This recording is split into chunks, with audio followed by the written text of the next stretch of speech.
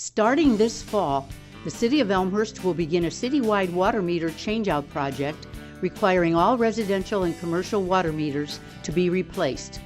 This project is needed because the majority of the city's meters are over 25 years old and have exceeded their life expectancy. The city has experienced many years of 18 to 20% of unaccounted for water. The city has hired Siemens as contractors to replace all water meters with highly accurate, non-moving part mechanical water meters that will aid in detecting leaks. The new water meters have the ability to provide on-demand reads as well as leak and tampering alerts and early identification of leaks before they surface. A customer portal will also be available for residents to electronically monitor for leaks and manage their water consumption online. Elmhurst water customers can expect to receive an introductory letter with project information. Project updates will regularly be posted on the city's website and social media pages. Residents are also encouraged to attend informational open house events that will be scheduled at City Hall. The water meter changeout project is expected to occur through spring of 2018 and is mandatory for all residents and businesses. The project will be completed in sections throughout the city. When Siemens is approaching a neighborhood, residents in the area will be sent a series of postcards requesting to schedule an appointment. Residents are asked to be responsive and schedule an appointment once this notification is received. The new water meter will be installed at no additional cost. Residents will be expected to have an adult over the age of 18 years old home at the time of appointment, which should take no more than 30 minutes to complete. Residents should attempt to locate their water meter in advance and ensure the meter is accessible for Siemens at the time of the appointment.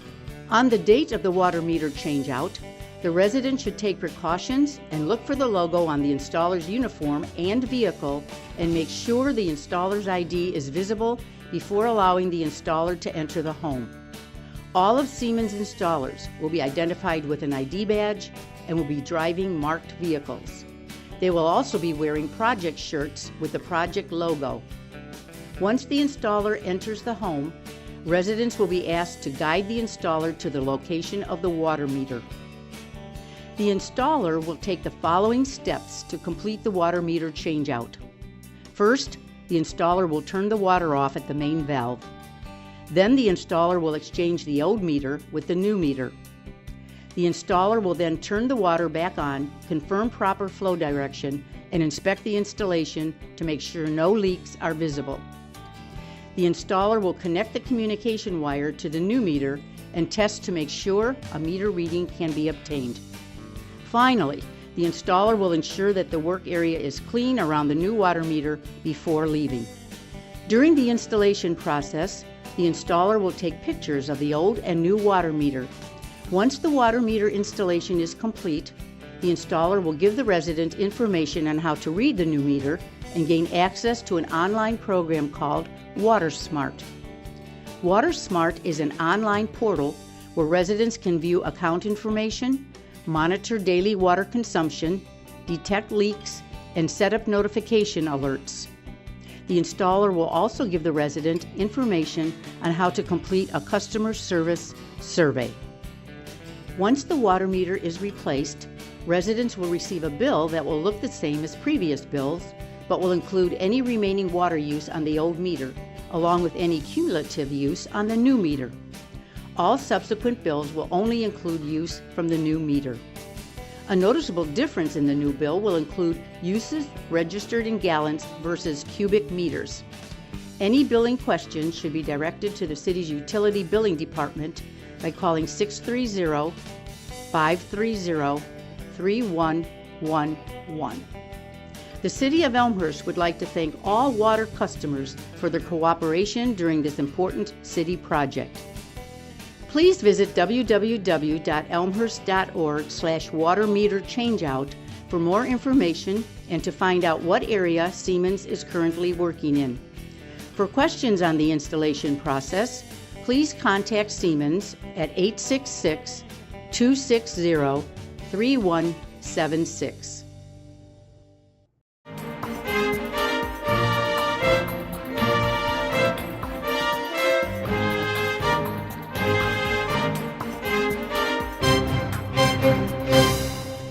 Welcome to Elmhurst Now.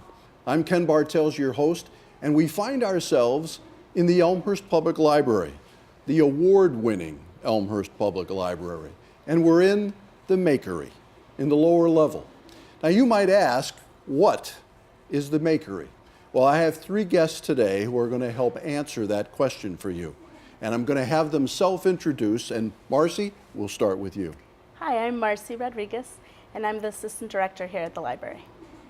I'm Beth Harper, and I'm the Director of the library. And I'm Josh Jurss. I'm the Lead Creative Specialist here at the library. Thank you for joining me on Elmhurst Now. So, Mary Beth, I'm going to start. A question for you is how did the Makery come to be? And I know already that it wasn't planned because it's so new. The concept itself is so new. But how do we find ourselves here? Well, Ken, you are absolutely right that the concept is new, but it's been in libraries now for, I'd say, about 5 years.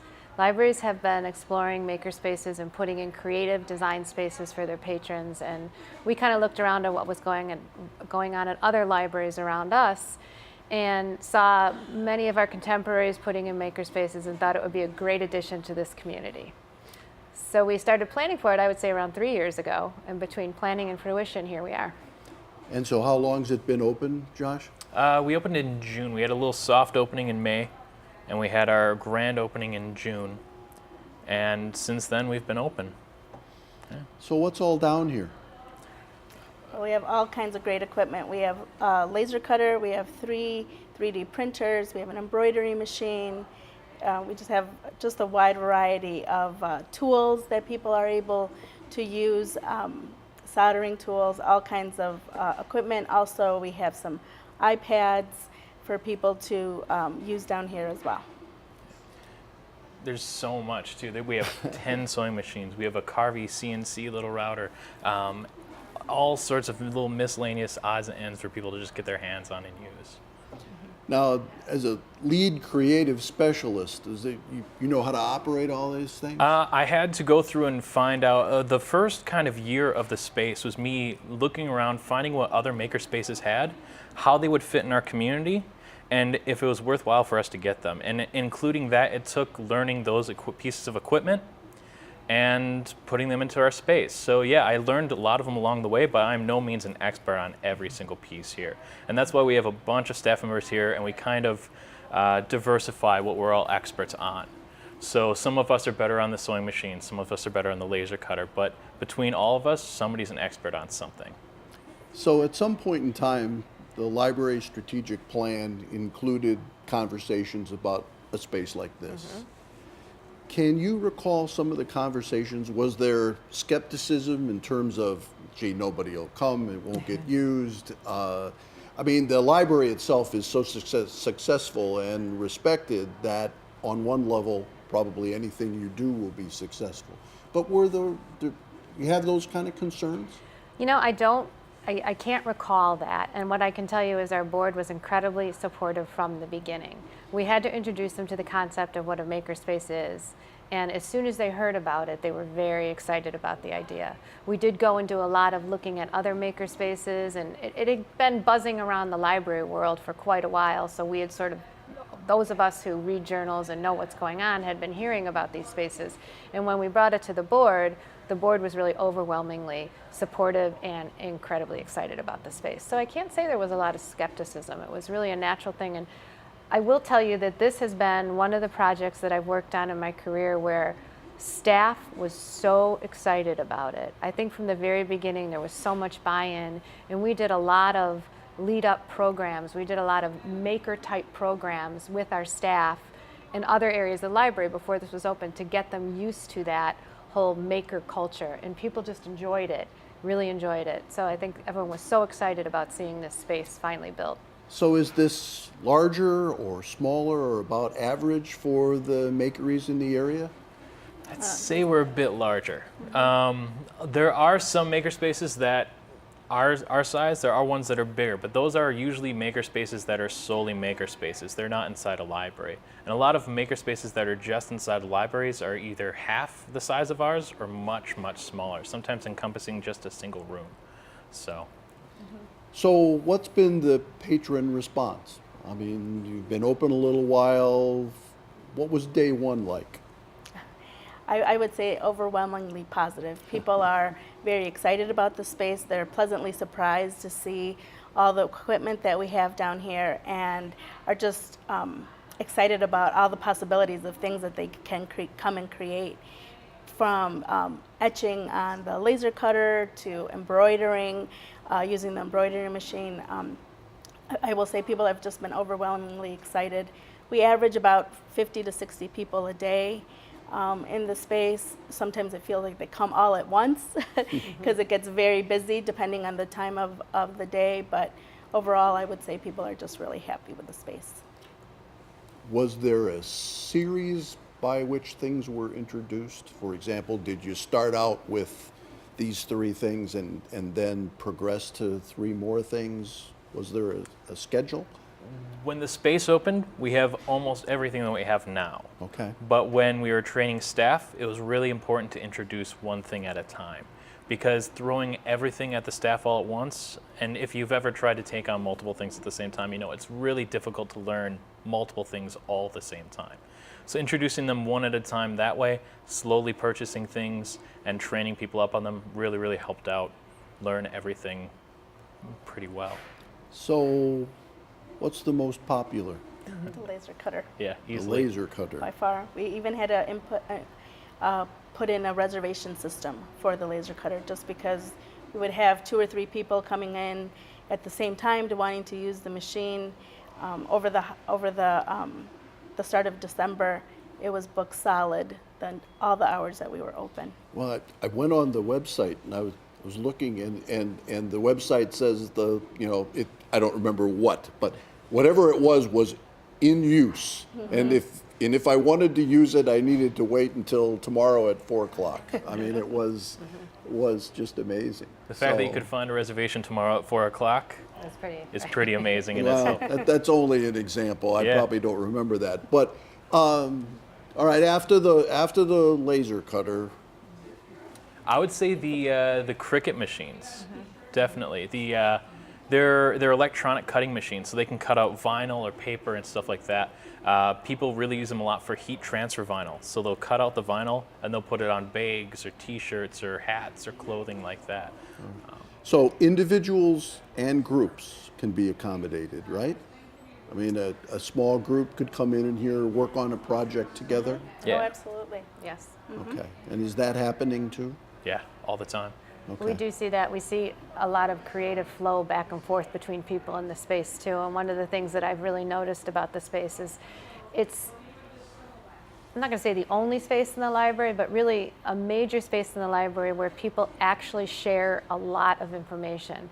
In other areas in the library, we're sharing information. Staff is telling patrons how to find things or where to find their information. But down here, you'll see people going up to other people and looking at what they're making and asking them to say, oh, what is that? What are you doing?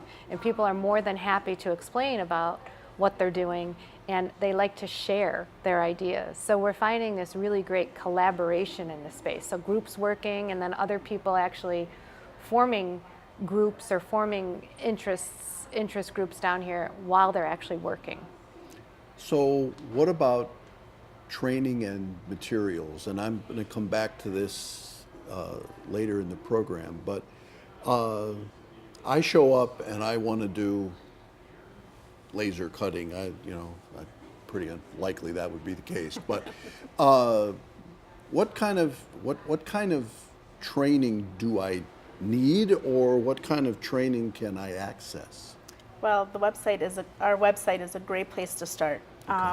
Josh and the Makery staff here have created first-timers guides for the various equipment that we have here, and it gives you pretty much a step-by-step of what you need what tutorials or videos you need to watch before you come, what materials you need to gather, specifics on the materials so that you bring in the right stuff that you need, and so that when you come in here, you're ready to go ahead and use the equipment. And material costs, how is that handled? There's very few materials that we actually have here at the space. So Okay. let's say you wanted to do something on the laser cutter, you actually need to bring in your material for the laser cutter. And we do have guidelines for the laser cutter that you can read on our website before you come on in. that will say what works really well and what sort of things you can buy, what kind of glass you should get and things like that. But we don't actually provide much here to actually purchase. There are some things that we do have, like the 3D printers. You'll pay for the filament that you use, but that's just because we don't expect patrons to come on in with rolls of filament for the 3D printers and load it up anytime they want to do a 3D print.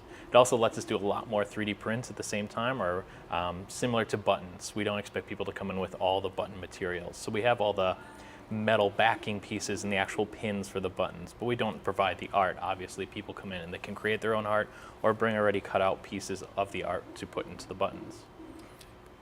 And I think, Ken, we don't usually talk in negatives in the library. We try to avoid it, but we like to say sometimes with the Makery, what we are not is a craft store. And that kind of makes it really clear for our patrons right away. They say, oh, okay, so whatever they're making, they have to bring most, if not all, of their materials here in order to make the project. We provide the space and then a lot of the expensive equipment that they might not have at home. I think it's interesting too that are there volume limits? I mean, can somebody come down here and sort of take over a machine for an extended period and make 10 of something? It's not so much a volume limit as it's a time limit. So if Okay. you can get 100 things done, but it only takes you a half an hour, that's not really going to be too much of an issue. The fact of the matter is it's going to take somebody 3-4 hours to do 100 of something. So we do a 2-hour time limit on most, if not all, of our machines. If you go on to try to book the laser cutter, you're going to notice that there's a 2-hour limit. And that's standard for all of our machines. So nobody can monopolize something right when we open and use it all day long. Okay, well, we're going to take a break, and I understand, Josh, you're going to go make something. Yeah. I don't know what you're going to make, but we'll find that out in a minute. Sounds good. You're watching Elmhurst Now. We're in the Makery in the Elmhurst Public Library. We'll be right back.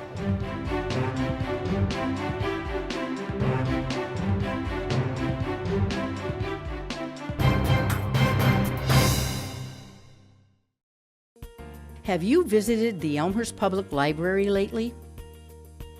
The Kids Library is a wonderful place. When not being used for library programs and classes, Elmhurst Public Library cardholders can reserve the meeting rooms. The second floor is where you can find the adult and teen collections. An enclosed area devoted to high school students provides space to create, play, share, and study together. Use our computers or bring your own to our work-friendly business center. Technology classes for all expertise levels are taught in the computer lab.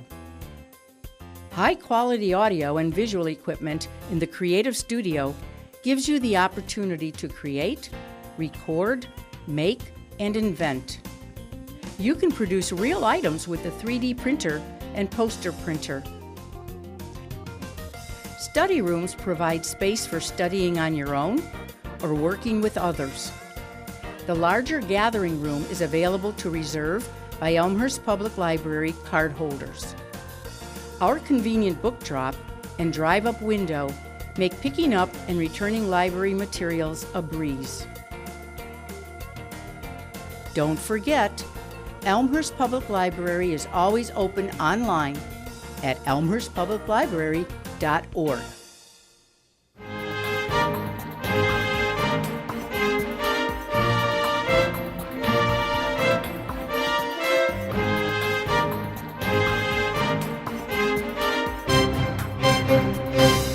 So Josh, I know what this machine is, but how do people go about using it?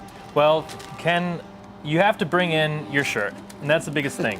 You're gonna have to bring in your shirt, you're gonna have to bring in what you wanna put on your shirt. We have these t-shirt transfers here. These are light t-shirt transfers. So we've already printed off designs on them. This is gonna be a little logo up on the top left of the shirt. We're gonna put that on down there. It's a really simple process. This machine here is a heat press, and in about 30 seconds, it's gonna do what an iron would take about 10 minutes to do. And it's actually gonna take the little design I put on there, and it's gonna put it onto the shirt. It's kind of like a sticker that's meant for fabric. So now we just kind of wait and hope 30 everything's seconds? going on well down there. Now, people have to use this all the time. All the time. And the Cricut machines, you can cut out that fabric, do the heat transfer. this is the machine that people are using with that. Those always turn out super nice. Even you can see our acrylic sign here was even made with one of those. It's not the heat press sort of style, but it's very, very similar. It's beeping at us, we should put this on up. And there it is. So now we wait a minute and let this cool down, but then we're gonna be all set to tear that off. We're gonna have a nice little logo on our shirt. And then the staff will have to fight over the shirt. Pretty since much. It's the Elmhurst Our Kind of Town logo. But we do peel it nice and slowly. It's still a bit hot. It's all right. We'll take the 30 seconds. It's not a problem.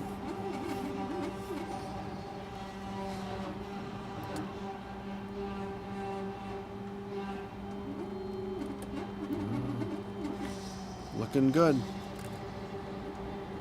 Looking good. There we go. All right. Well, the first example. Now, Josh, this is the 3D printer next to us here. Yeah. And I've been watching this for a while, and it doesn't seem to be making a lot of progress. It's kind of mesmerizing, though, isn't it? Yeah, in its own sort of strange way. Is there an average amount of time that it takes to do something? And I recognize it depends on the size. Yeah, that's going to be the biggest factor. Most things are 2 to 4 hours typically, but not really. We have an 8-hour limit. So if somebody sends us something, we say 8 hours is as big as we can possibly make it. But a lot of our things, we have all sorts of things that we've already printed off. I don't think anything's been much more than 8 hours ever. Okay. It's only when it's huge that it's going to be bigger than that. Okay. So. Well, where are we going next? I think we're going to take a look at the carving and see what has been going on. Okay. Now, Josh, we've been watching that machine work, and it's going to be a while on what it's doing. But yeah. What's the finished product look like? This is this is a little sign that we made on the carving, and it started as basically a big old blank side of wood, and we've carved in a little staff-only coffee sign for us now. So. We designed it in a free program that comes with the machine. You can access it online. It's the machine's called Carvey. It's made by a company called Inventables, which is a local Chicago company. And you can access everything online. You save all your stuff through the cloud. You come on here, you log on in, and we have our actual Makery logo slowly being put into a piece of wood using the carver right now. It does take a long time though, like you mentioned. Like our logo is going to be taking at least an hour to carve into the wood. So this one took about 30 minutes. So if you do want to come in and use the carver, you got to set aside that time. But and you get to do these kinds of things all day with people. All day, every day. We're in the Makery. It's a great space. Have you checked out Elmhurst Public Library lately? Prepare to be amazed. The new Makery, located in the library's renovated basement, provides a hands-on creative space for patrons to invent, collaborate, and design as they transform their ideas into reality. From laser cutters to embroidery machines, the Makery has something sure to pique everyone's interest. This open, flexible work area creates an environment to create, connect, and explore. EPL cardholders, District 205 teachers and students, Elmhurst College students, work perks, and business cardholders are welcome to use the space. For more information, go to elmlib.org/makery. Let's make things happen.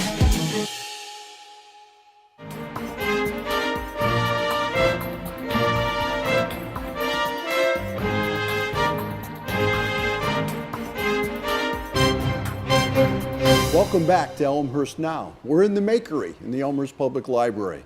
And Josh, that was amazing. Yeah. You know, you've obviously you know how to use everything in this place, and you've probably made everything in this place. But Getting there. Marcy, I want to reiterate, how do people make arrangements to use the Makery? Well, like I said, you can visit our website, and it's a great place to start. It will give you information on tutorials on how to use the equipment. It will give you links to either YouTube or other resources that we have, so you can really really know how to use the machines or know what's expected from the machines before you come. It will also tell you what types of materials you're going to need so that you'll be all ready to come and use the equipment here at the Makery. So we know that Josh can make everything. What have you made down here? Well, as I was saying before, my daughter had a wedding to go to over the summer, and I purchased a few cutting boards and created some designs on the cutting boards, and it was the gift that my daughter took to her friend's wedding. Terrific. Mary Beth, you made anything? I did. I have made, at Christmas time, I made some buttons for all my guests, actual buttons that they wear. And everybody came in the door and they all got a button. I used the Cricut, or actually the Silhouette, it's like the Cricut, to cut the buttons out, the design for the button. And then I used our button makers to make buttons. I also embroidered some towels. So lots of fun things going on down here. All positive things at the library. What's your favorite machine? Mine, I love Yes. the laser cutter. I think that's why it's so popular too. Everybody loves it. It's so much fun. Okay. What are the hours? Right, so we are closed on Mondays.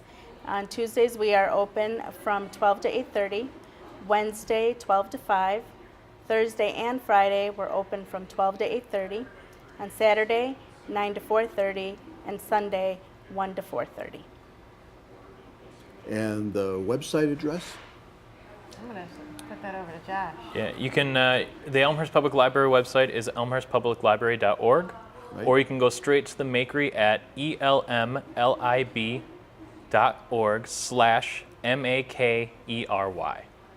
And that'll take you I'll right take there. your word for it. I believe you. Yeah. So my last question before we close, and I address it to all three of you, but Josh, I'll start with you, is what's the Makery's future? Off camera, I had asked others, what's not here that will be here at some point in time? It may not be a totally fair question, but what's the, it's still very innovative. It's still very new. People still need to get their head around it a little bit. But what's next? What's over the horizon? The biggest thing is making sure our staff are well trained on everything that we have here. And somebody who might know the laser cutter and the carving really well, like myself, might not know sewing machines super well, like myself. So getting us to the point where we can dabble in everything pretty well and not know how to use machines, but also know how to problem solve them. So in terms of things like that, it's making sure when patrons come in, they have the best experience with whatever they're trying to create. And that means for us as staff, learning all the machines even better than we do now. And we're going to keep working on that and keep learning them better. Mary Beth? And we have a lot of equipment down here. We have most of the equipment that other makerspaces have. And I think we're always going to be keeping our eyes out to see what else is out there, to see what our patrons might like, what's at other libraries, what's new. And I think the other main thing that I want to focus on, or I'd like our staff to focus on, is making sure that our patrons know about the space, making sure that when they come down here, they're prepared to use the space and that they're successful with the space. And I think it's been growing. I've seen it since its beginning.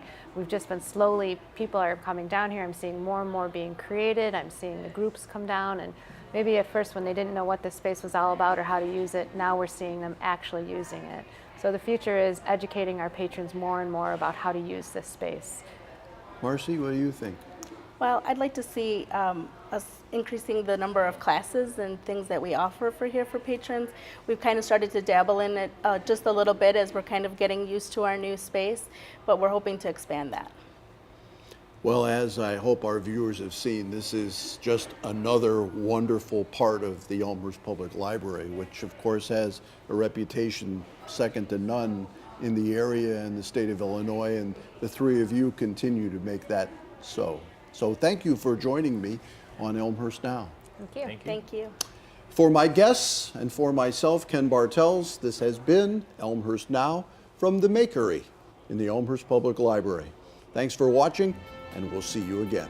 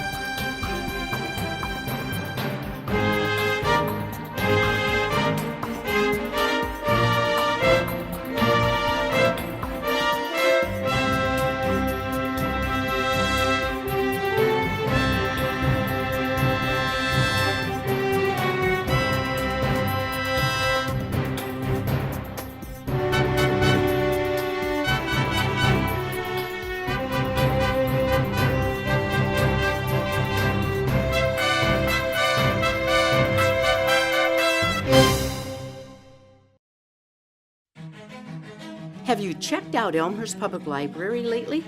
Prepare to be amazed. The new Makery, located in the library's renovated basement, provides a hands-on creative space for patrons to invent, collaborate, and design as they transform their ideas into reality. From laser cutters to embroidery machines, the Makery has something sure to pique everyone's interest. This open, flexible work area creates an environment to create, connect, and explore. EPL cardholders, District 205 teachers and students, Elmhurst College students, work perks, and business cardholders are welcome to use the space. For more information, go to elmlib.org/makery. Let's make things happen. Since the 1830s, Elmhurst has grown from a quiet farming community at the edge of Chicago into a vibrant, suburban city that stands on its own.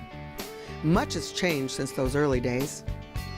For more than 60 years, the Elmhurst History Museum has proudly shared the stories that make up Elmhurst's rich and unique history. Today, the Elmhurst History Museum's mission is to engage people with history through our exhibits, collections, and educational programs.